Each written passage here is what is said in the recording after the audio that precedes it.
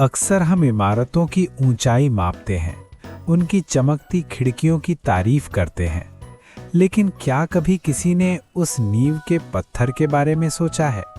वो पत्थर जो अंधेरे में दबा रहता है, मिट्टी और दबाव सहता है ताकि ऊपर की इमारत शान से खड़ी रह सके।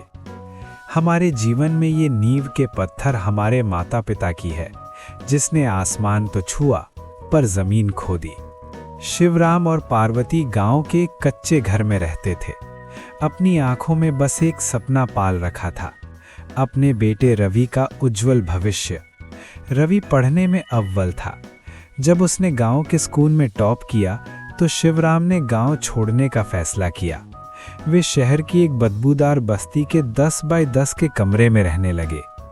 शिवराम एक लोहे की फैक्ट्री में मजदूरी करने लगा, जहां मशीनों का शोर और लोहे की तपिश इंसान को सुखा देती थी। पार्वती में अपनी ममता और मर्यादा को किनारे रख शहर की बड़ी कोठियों में बर्तन मांजने का काम शुरू किया।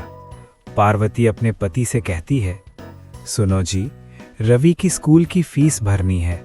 आपके जूतों के तलवे घिस गए हैं, पाँव में छाले पड़ रहे हैं। इस बार अपने लिए नए जूते ले लीजिए। शिवराम कहता है, अरे पार्वती, इन छालों की फिक्र मत कर।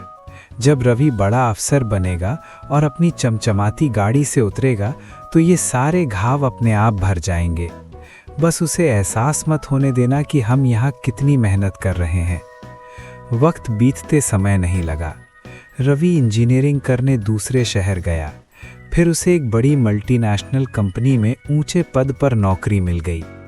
अब रवि के पास पैसा, रुतबा सब था, लेकिन अपनों के लिए समय नहीं था। ऑफिस में रवि की मुलाकात तारा से हुई। तारा आधुनिक और ऊंचे रहन सहन वाली लड़की थी। रवि उसके प्यार में ऐसा डूबा कि उसे अपने अनपढ़ माता पिता एक बोझ लगने लगे। रवि अपनी पत्नी के इशारे पर नाचने लगा। वो जैसा कहती वैसा करता। एक दिन रवि ने अपने माता पिता को शहर में साथ रखने की बात की तो तारा कहती है, रवि, तुम्हारे पेरेंट्स बहुत बैकवर्ड हैं। अगर वे यहाँ आए तो मेरी सोसाइटी में क्या इज्जत रह जाएगी। हम पैसे तो भेज ही रहे हैं ना, उन्हें गांव में ही रहने दो। रवि कहता है, तुम ठीक कहती हो तारा, वे इस माहौल में एडजस्ट नहीं कर पाएंगे। एक दिन फैक्ट्री में बॉयलर फट गया।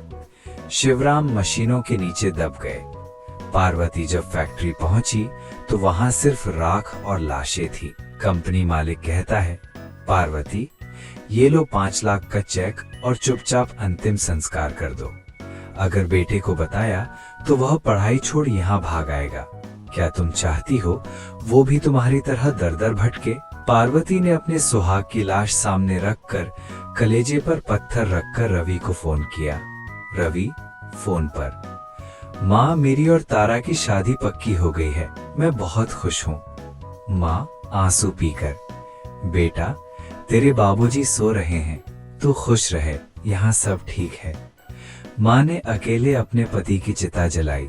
रवि को खबर तक नहीं हुई कि उसके पिता का साया उठ चुका है। सालों बाद खबर मिली कि माँ भी नहीं रही। पड़ोसियों ने अंतिम संस्कार कर दिया। रवि जब घर पहुंचा तो घर में सिर्फ सन्नाटा था। तारा साथ नहीं आई थी। रवि ने पुरानी लोहे की पेटी का ताला खोला। अंदर माँ का आखिरी खत मिला। मेरे लाल रवि, मुझे पता है तेरी पत्नी को हम पसंद नहीं थे। मैं अनपढ़ थी ना, पर देख तेरी इस अनपढ़ माँ ने तेरा भविष्य पढ़ने लायक बना दिया। ये 5 लाख के चेक जो तेरे बाबूजी की जान के बदले मिले थे, मैंने हाथ नहीं लगाया। इसे उन बच्चों के लिए इस्तेमाल करना जिनके पिता फैक्ट्री के धुएं में खो जाते हैं। मुझे माफ कर देना बेटा। रवि उस दिन रोया, पर उस रोने में पश्चाताप था।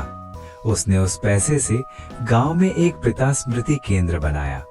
दोस्तों, तरक्की की सीढ़ियां चढ़ते हुए उन कंधों को मत भूलना जिन पर पैर रखकर आप ऊंचे हुए हैं।